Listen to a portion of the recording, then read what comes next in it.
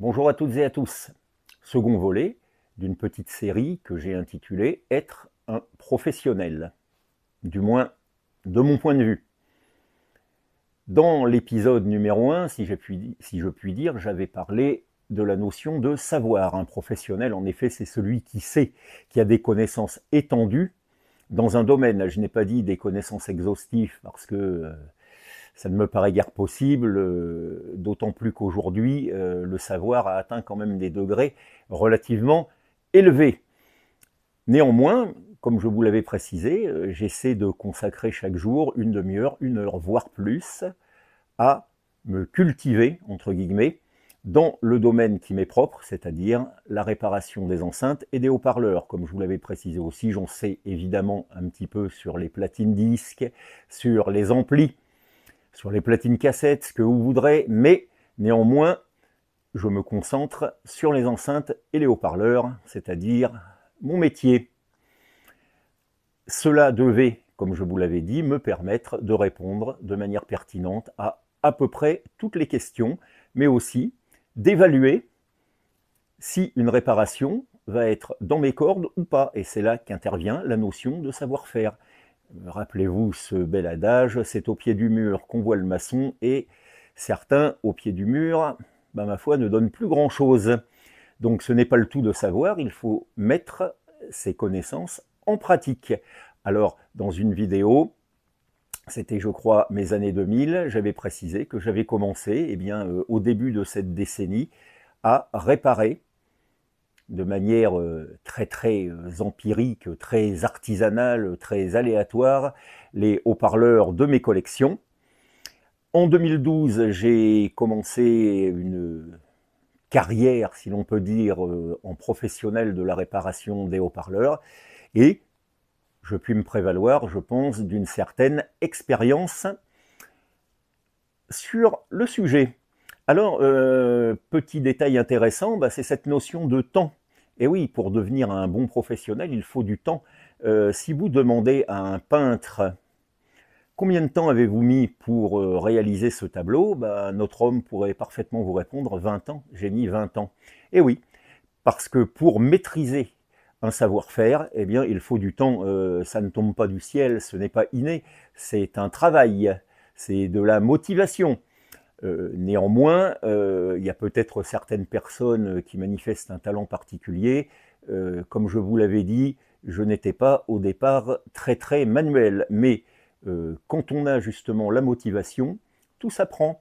Et donc le bon professionnel, c'est certainement celui qui est motivé, qui aime son travail et qui va le mettre en pratique de manière adéquate, de manière à réaliser de belles choses, si je puis dire. Et j'insiste sur ce point, je ne considère pas une réparation de haut-parleur comme une simple réparation de haut-parleur.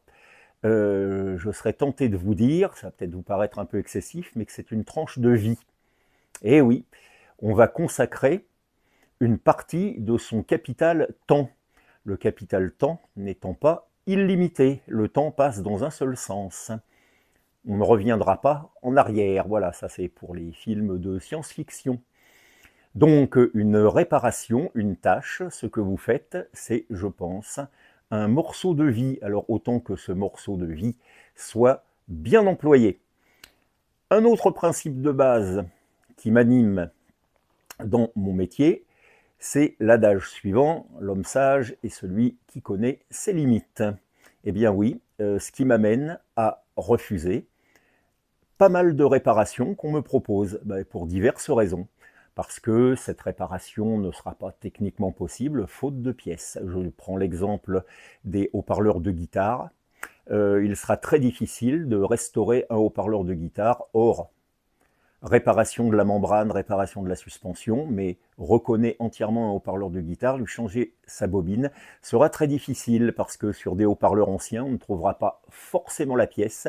Et si on en met une soi-disant équivalente, je peux vous garantir que le haut-parleur ne sonnera pas pareil aux grandes dames de son propriétaire qui ne retrouvera pas son son.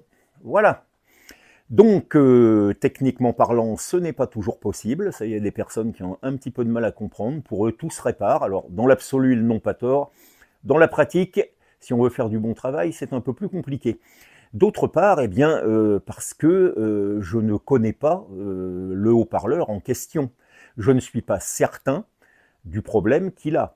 Je ne suis pas certain de pouvoir conduire la réparation jusqu'au bout de manière satisfaisante. Je ne suis pas certain, tout simplement, d'avoir les compétences.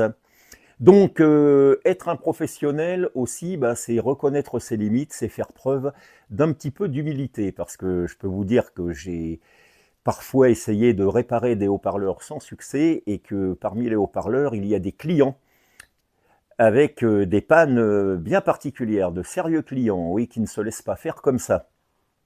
Donc, connaître ses limites, voilà qui me paraît être une bonne chose si l'on veut une pleine et entière satisfaction donc pour soi, mais aussi pour la clientèle. Voilà, je pense que j'ai fait un petit peu le tour de ce qui pour moi correspond à la partie compétences.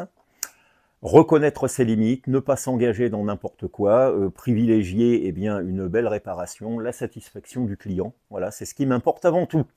Sur ces fortes paroles, je vous dis à une prochaine fois et